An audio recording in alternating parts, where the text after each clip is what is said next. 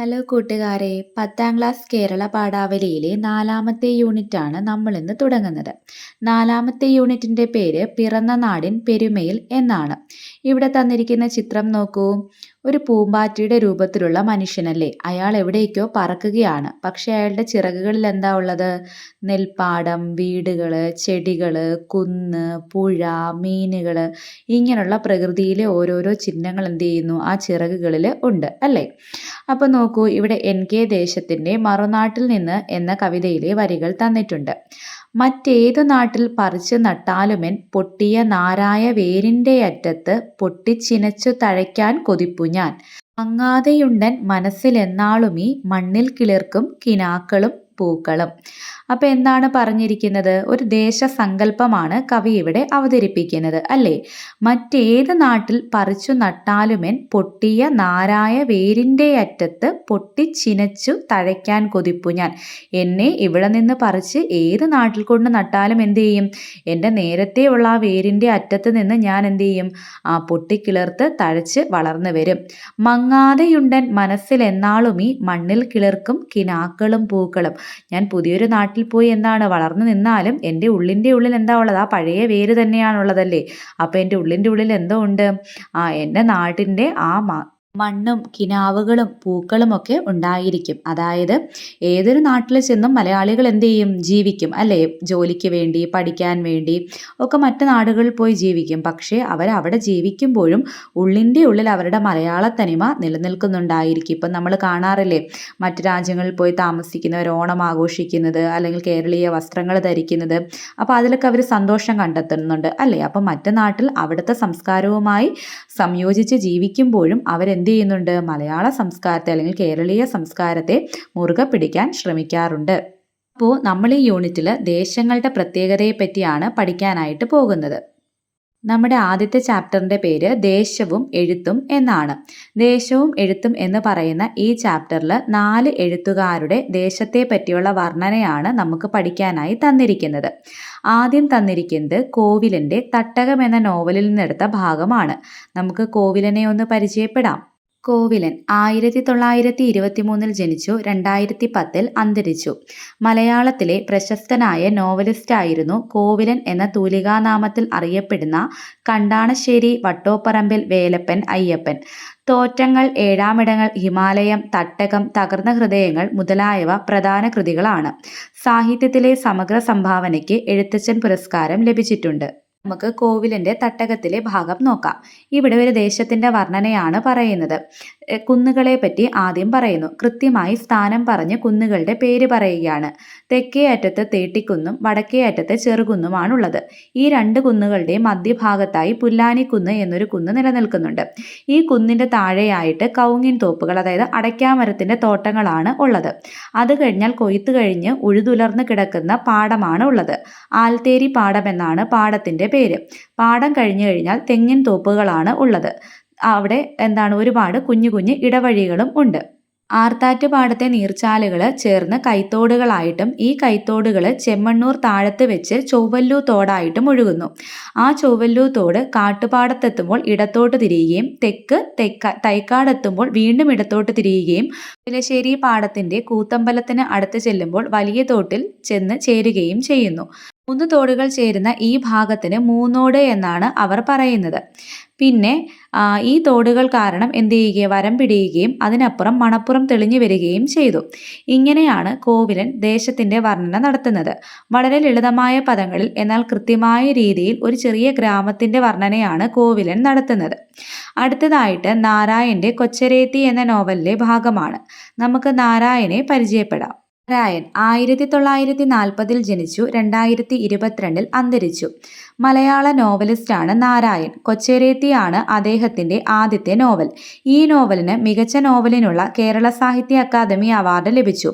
ഊരാളിക്കുടി, വന്നല, നിസ്സഹായൻ്റെ നിലവിളി, പെലമറുത മുതലായവ അദ്ദേഹത്തിൻ്റെ പ്രധാന കൃതികളാണ്. വനത്തിൻ്റെ സ്വാഭാവിക ഭംഗിയും കാട്ടിലെ ജനങ്ങളുടെ ജീവിത രീതിയുമാണ് അദ്ദേഹത്തിൻ്റെ കൃതികളിൽ പ്രധാനമായും അവതരിപ്പിക്കുന്നത്. അദ്ദേഹത്തിൻ്റെ ആദ്യ നോവലായ കൊച്ചരേത്തിയിലെ ഭാഗമാണ് ഇവിടെ തന്നിരിക്കുന്നത്. വനത്തിലെ ജനങ്ങളുടെ ജീവിത രീതിയും അവിടുത്തെ ഭൂപ്രകൃതിയുമാണ് ഈ വിവരണത്തിൽ കടന്നുവരുന്നത്. പെലം എന്ന വാക്കുകൊണ്ട് കൃഷിഭൂമിയെയാണ് ഉദ്ദേശിക്കുന്നത്. അതിന്റെ നടുവിലുള്ള മരുതിൻ ചുവട്ടിലുള്ള കഞ്ഞിപ്പുരയെപ്പറ്റി ഇവിടെ പറയുന്നു. കൊച്ചുരാമൻ കഞ്ഞിപ്പുരയ്ക്കുള്ളിലെ മുളങ്കുറ്റിയിൽ നിന്ന് പനമ്പഞ്ഞിയും ഒരു കഷ്ണം ഉരുക്കും എടുക്കുന്നു. ഈ ഉരുക്കും വെള്ളാരൻ കല്ലും തമ്മിൽ കൂട്ടിത്തിരുമ്മി തീപ്പൊരിയുണ്ടാക്കി പനമ്പഞ്ഞിയിൽ തീ പിടിപ്പിക്കുന്നു. ആ തീയാണ് അടുപ്പിൽ വെക്കുന്നത്. അതിനുശേഷം മുളങ്കുറ്റിയിൽ വെള്ളം എടുത്തുകൊണ്ടുവരികയും അരി കഴുകി ചെറിയൊരു മൺകലത്തിലിട്ട് അടുപ്പിൽ വയ്ക്കുകയും ചെയ്യുന്നു. പിന്നീട് ഏറുമാടത്തെപ്പറ്റി പറയുന്നു. ഏറുമാടത്തിന് ചില പണികൾ പൂർത്തിയാക്കാനുള്ളതുകൊണ്ട് ഏറി ഉണക്കി വെച്ചിരുന്ന ചൂരൽ വള്ളിയുമായി കുഞ്ഞാദിച്ചൻ പുറത്തേക്ക് പോകുന്നു. അയാൾ ഏറുമാടത്തിലേക്ക് കയറിപ്പോകുന്നുണ്ട്. പുറകെ കൊച്ചുരാമനും പോകുന്നു. ഇതാണ് നാരായന്റെ കൊച്ചരേത്തി എന്ന ഭാഗത്തു നിന്നുള്ള വിവരണത്തിൽ പറയുന്നത്. ഇത് വനത്തിലെ ജീവിത രീതിയാണ് സൂചിപ്പിക്കുന്നത്.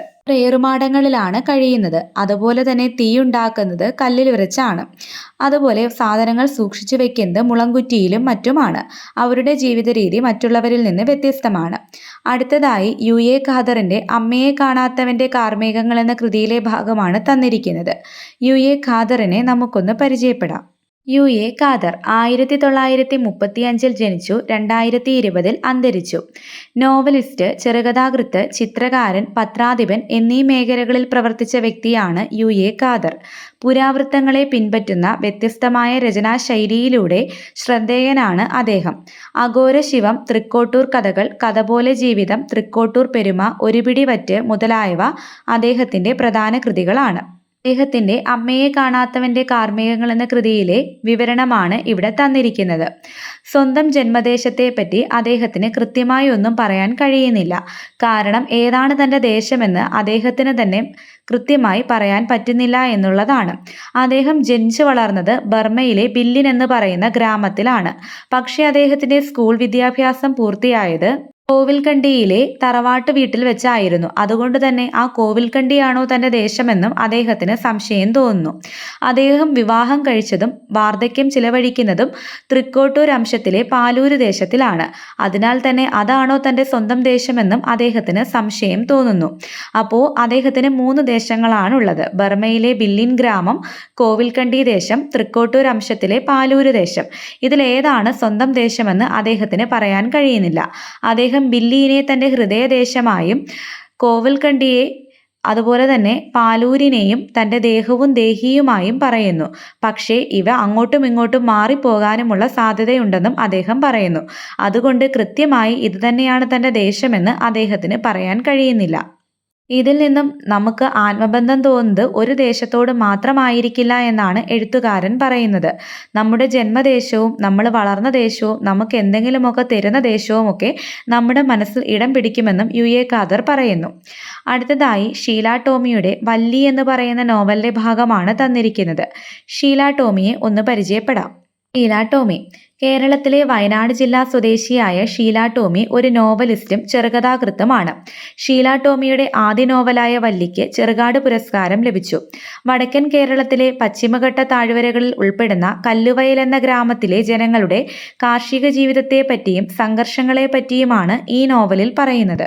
കല്ലുവയൽ എന്ന ഗ്രാമത്തിലെ കൃഷിയെപ്പറ്റിയും സാമൂഹിക ജീവിതത്തെപ്പറ്റിയും ഷീല ടോമി ഈ വല്ലി എന്ന് പറയുന്ന നോവലിൽ പറയുന്നുണ്ട്. ഇവിടെ കശുമാമ്പഴത്തെപ്പറ്റിയും കാപ്പിപ്പൂവിൻ്റെ മണത്തെപ്പറ്റിയും കാപ്പിമണികളുടെ സുവർണകാലത്തെപ്പറ്റിയും റബ്ബറും കുരുമുളകും ഇഞ്ചിയും വളരുന്ന കുന്നുകളെപ്പറ്റിയും പച്ചമഞ്ഞ പാടങ്ങളെപ്പറ്റിയും കൈമനെല്ലിൻ്റെ വാസനയുള്ള കൊയ്ത്തുകാലങ്ങളെപ്പറ്റിയും കപ്പക്കൂട്ടങ്ങളെപ്പറ്റിയും കപ്പവാട്ട് കല്യാണത്തിന് ആളുകൾ കൂടുന്നതിനെപ്പറ്റിയും രാത്രിയിൽ ഉറങ്ങാതെ നുണക്കഥകൾ പറഞ്ഞ് മരച്ചീനി ചിന്തുകൾ പാകമാക്കുന്നതിനെപ്പറ്റിയും പറയുന്നു. പിന്നീട് വർഷങ്ങൾ കഴിഞ്ഞപ്പോൾ മാറ്റങ്ങൾ ഉണ്ടാകുമ്പോഴേക്കും കൃഷിയും അതുപോലെ തന്നെ ഇത്തരത്തിലുള്ള ലളിതമായിട്ടുള്ള സാമൂഹിക ജീവിതങ്ങളും ഇല്ലാതായതിനെപ്പറ്റിയും എഴുത്തുകാരി സൂചിപ്പിക്കുന്നുണ്ട്.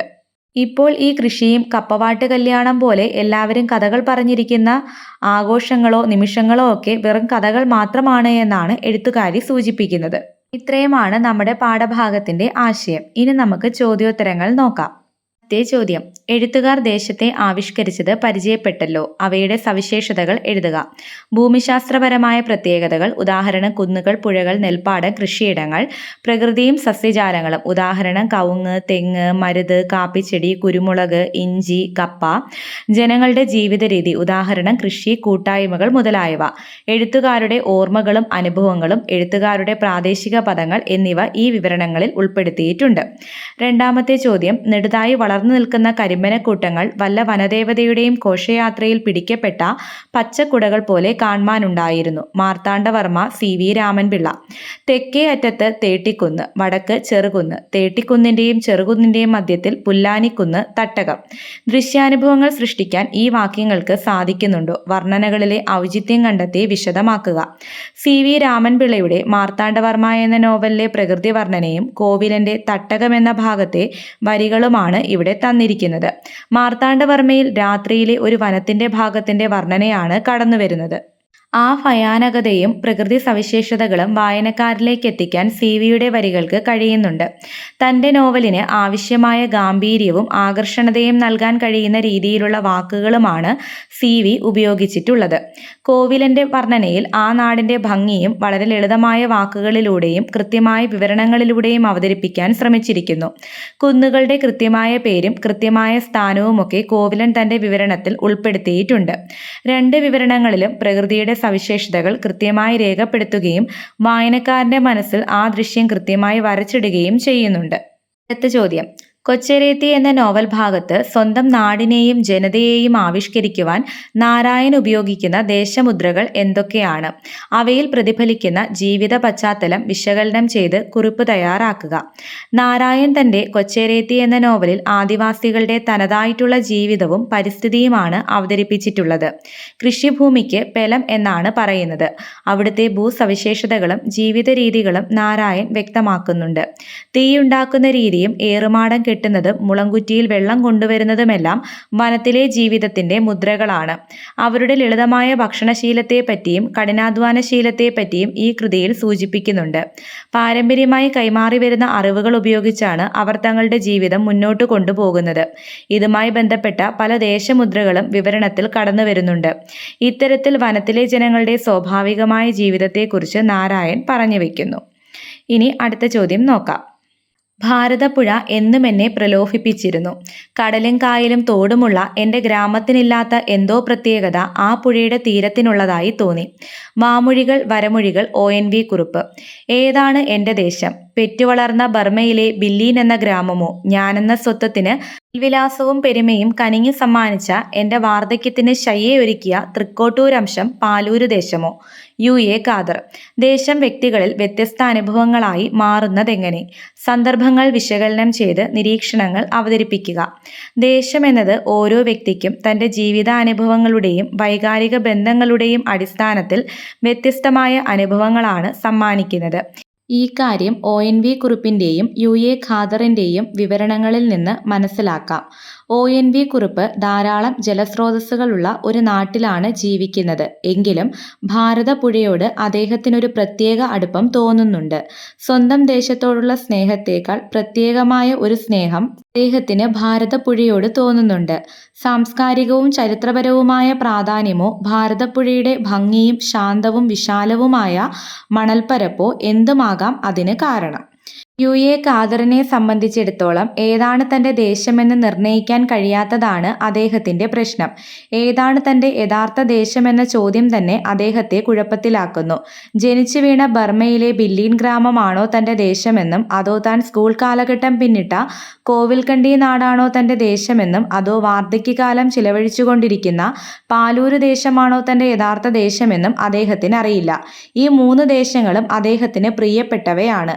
ഒന്നിനു വേണ്ടി മറ്റൊന്നിനെ മാറ്റി നിർത്താൻ അദ്ദേഹത്തിന് കഴിയില്ല. ഇത്തരത്തിൽ ഒന്നിലധികം ദേശങ്ങളെ സ്വന്തം ദേശമായി കാണുകയും സ്നേഹിക്കുകയും ചെയ്യുന്ന രണ്ടു പേരെയാണ് ഇവിടെ കണ്ടത്. ദേശം എന്നത് അവിടുത്തെ ഭൂസവിശേഷതയോ ഭംഗിയോ മാത്രമല്ല, ആ ദേശത്തോട് നമുക്ക് തോന്നുന്ന അടുപ്പവും സ്നേഹവുമാണ്. ആ ദേശവുമായി നമുക്കുണ്ടാകുന്ന ഓർമ്മകളാണ് ആ ദേശത്തോട് നമ്മെ ബന്ധിപ്പിച്ച് നിർത്തുന്നത്. ഇനി നമുക്ക് അടുത്ത ചോദ്യം നോക്കാം. കുന്നുകൾ ഭൂമിക്കുള്ളിലേക്ക് താണു പോകാനും പാടങ്ങൾ മാഞ്ഞു പോകാനും തുടങ്ങിയപ്പോൾ അക്കരയും ഇക്കരയും തമ്മിൽ കാണാണ്ടായി. തമ്മിൽ അറിയാണ്ടുമായി വല്ലി. ദേശത്തിന് വന്ന മാറ്റം സൂചിപ്പിച്ചത് ശ്രദ്ധിച്ചല്ലോ. നിങ്ങളുടെ ദേശത്തിനുണ്ടായ മാറ്റങ്ങൾ എന്തൊക്കെയാണ്? ആവശ്യമായ വിവരശേഖരണം നടത്തി നിഗമനങ്ങൾ അവതരിപ്പിക്കുക. അപ്പോൾ വല്ലിയിലെ ദേശത്തിനുണ്ടായ മാറ്റത്തെ പറ്റിയാണ് ഞാൻ പറയുന്നത്. വല്ലിയിലെ ദേശവിവരണം കാലം ഒരു നാടിൻ്റെ ഭൗതികവും സാമൂഹികവുമായിട്ടുള്ള മേഖലകളിൽ വരുത്തിയ മാറ്റം കാണിക്കുന്നു. കല്ലുവയൽ എന്ന പ്രദേശമാണ് വല്ലി എന്ന നോവലിലെ കേന്ദ്ര പശ്ചാത്തലം. കൃഷിയും മറ്റുമായി ജീവിക്കുന്ന ഒരു മലയോര പ്രദേശമാണിത്. അവിടുള്ള കൃഷിരീതികളെ പറ്റിയും ജനങ്ങൾക്കിടയിലെ ആത്മബന്ധങ്ങളെ പറ്റിയും എഴുത്തുകാരി സൂചിപ്പിക്കുന്നുണ്ട്. കാലങ്ങൾ കടന്നുപോയപ്പോൾ വികസനത്തോടൊപ്പം ആളുകളുടെ ആത്മബന്ധങ്ങളിലും വിള്ളലുകൾ ഉണ്ടായി. അതും എഴുത്തുകാരി ആവിഷ്കരിക്കുന്നുണ്ട്. ഇതുപോലെ എല്ലാ നാടുകളിലും പാരിസ്ഥിതികവും സാമൂഹികവുമായ മാറ്റങ്ങൾ കാലം മാറുന്നതിനനുസരിച്ച് ഉണ്ടാകുന്നുണ്ട്. അപ്പോൾ നിങ്ങളുടെ നാട്ടിലുണ്ടായ അത്തരം മാറ്റങ്ങൾ കണ്ടെത്തി നിങ്ങൾ എന്ത് ചെയ്യുക? ഒരു വിവരണം തയ്യാറാക്കുക കേട്ടോ. അപ്പോൾ ഇതോടുകൂടി നമ്മളുടെ പാഠഭാഗം തീരുകയാണ്. നിങ്ങളുടെ അഭിപ്രായങ്ങളും നിർദ്ദേശങ്ങളും കമൻറ്റുകളായി അറിയിക്കൂ. നിങ്ങൾക്ക് വീഡിയോ ഇഷ്ടമായോ എന്നറിയാൻ എനിക്കുള്ള ആകെയുള്ള മാർഗം നിങ്ങളുടെ കമൻറ്റുകളും ലൈക്കുകളും സബ്സ്ക്രിപ്ഷനുമാണ്. അപ്പോൾ വീഡിയോ ലൈക്ക് ചെയ്യാനും സബ്സ്ക്രൈബ് ചെയ്യാനും മറക്കരുതേ കൂട്ടുകാരെ. താങ്ക് യു കൂട്ടുകാരെ.